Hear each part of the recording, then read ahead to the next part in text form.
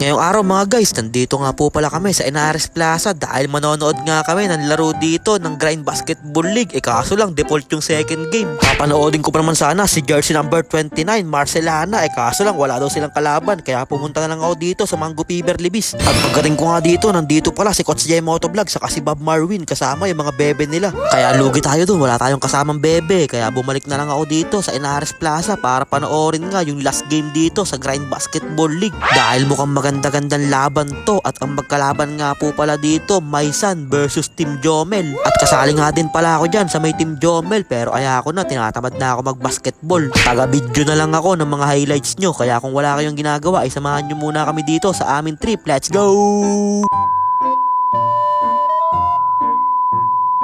So, ayun po nandito na nga po tayo sa Inares Plaza. Kaso lang, wala pa yung mga player kasi na-default yung second game. Kaya iniintay na nga natin yung last game dito na dumating. Kaya bumaba muna ako dahil wala pa naman yung maglalaro. Kaya pala na-cancel yung second game. Nandito pala si Joy, manonood pala siya. Kaya natigil yung laro, walang dumating na kalaban. Ibablog ko pa naman sana si Kuya Jan Gerald. Kaso lang, hindi dumating yung kalaban nila. Sayang lang daw yung bihis niya. Kaya nagpunta muna ako dito sa may Mango Fever Libis. At pagkaring ko dito, nandito pala yung mga kaibigan natin. Kahit banlalayo na ng bahay nila, dumadayo pa sila dito sa Mango Fever Libis para sa akin bumili dahil iba pa din daw ang timpla ni Ninin Vlogs. Sabay dumating na nga dyan si Baby Bass Rondina, tamang food panda lang siya, naghahapit si Idol. Kaya bumalik na nga ako dyan sa Inares Plaza dahil start na nga yung last game at grabing haliup kagad yung pinakita sa atin doon ng Katome Brothers. Napakagandang connection naman nun. Pero hindi naman pumayag dyan si Telman Jomar. Ayan, grabing moves naman yun. Talagang wara side stepping moves. At pinakitaan na nga din ako ni James Garay ng isang putback. Grabe moves naman yun para kay Jay Garay. Kaso lang nabawian kagad sila dito ni jersey number 24 Agbuya. Grabe naman yun, binitbitan lang yung bantay niya, nilamon na parang hamburger. Sabay na kay Corpus ang bola, biglang tumigil sa 3 points, sabay tumalon, ilista mo na.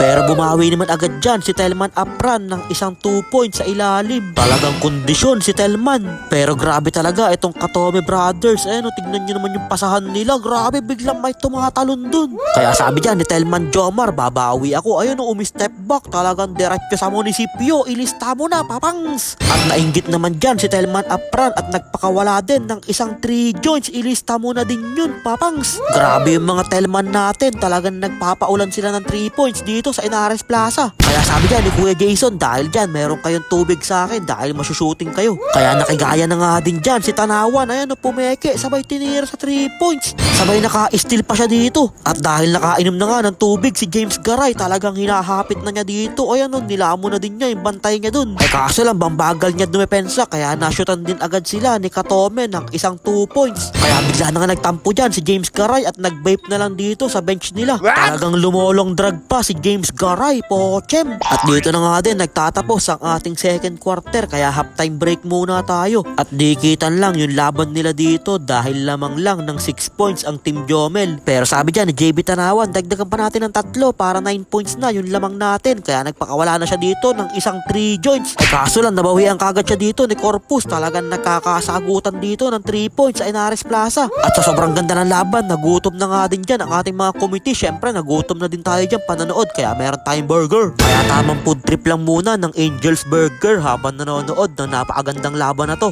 Sabay tumira na nga din dyan si Idol Bosogon ng isang pull-up jumper. Walang kahirap-hirap, easy 2 points. Sabay na kay Telman Apran ng bola dito, dire-diretso. Kaso lang tinapal siya ni Lebron Katome. Hindi daw pwede kay Katome yung mga ganung moves Telman. Pero umapir naman dyan si Katome kay Telman. Kaso lang bigla siya nagpakawala dito ng isang 3 joints. Ilista mo na yun para kay Katome. Kaya natawa na nga lang dyan si Telman Apran dahil sabi niya wala, ganun talaga, malupit talaga si Idol Katome. Tinapal na ako ng isa, bigla pang tumira ng 3 joints. Kaya humahabol na naman dito si Katome. Kaso lang hindi niya natapal dun si Tanawan, nalusutan siya dun. Mabilis ang kamay ni JB Tanawan na ihagis kagad yung layup. Sabay tumira pa dito si JB Tanawan ng napakalayong 3 joints. Ilista mo na din yun, papangs. Grabe din talaga yung kamay nito ni JB Tanawan. Pero kada makakashoot siya dito, sumasagot naman agad dyan si Corpus. Kaya nagbabawian lang sila dyan ng mga 3 points. Kaya na kay Corpus na naman dito ang bola. Titira ba niya ulit? Pero pinasa niya kay Katome. Katome, binigay kay Katome, nasa gilid. At grabing lucky bounce naman yun. Pumasok pa yung 3 points na yun. Kaya all na ang ating score. All 89 na nga tayo mga guys, kaya na kay Corpus dito naagawan siya, kaya wala na siya nagawa kundi pumaul. Kaya pangalawang pagbibritron ni Bosogon, pasok yun. Kaya lamang na nga dyan ng 2 points ang Team Jomel at napatawag na ng timeout dito ang Maisan. At mukhang ito na nga din yung kanilang final timeout, kaya gumagawa na ng play dyan si coach.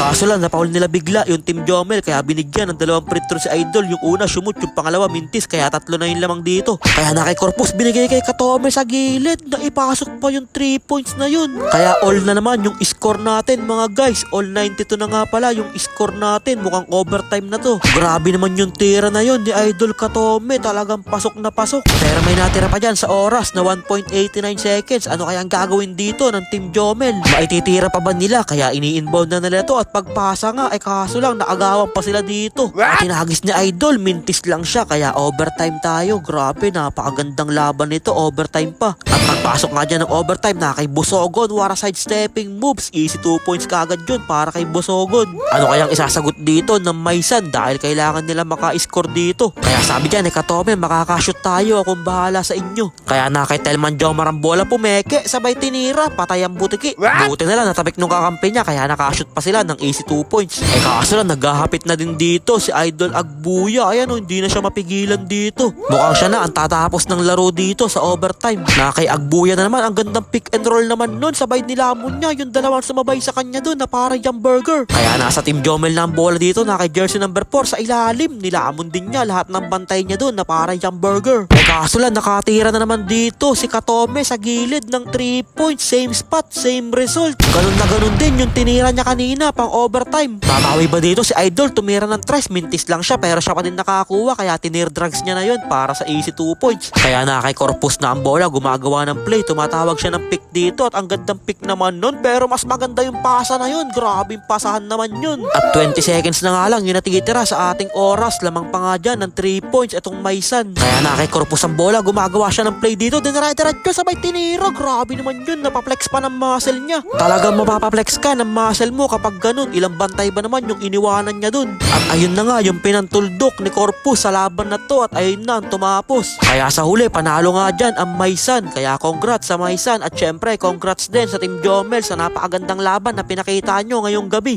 Sulit ang panood pag ganun kaganda ang laban. Kaya sa mga mabagal dyan yung internet, magpalit na kayo ng Switch Fiber. Kaya ayun lang mga guys, maraming salamat nga po pala sa walang sawang pagsuporta at sa palaging panonood. I-follow nyo na si Ninin Vlogs para sa mga susunod pang vlogs. Maingat po kayo palagi. Bye bye yo!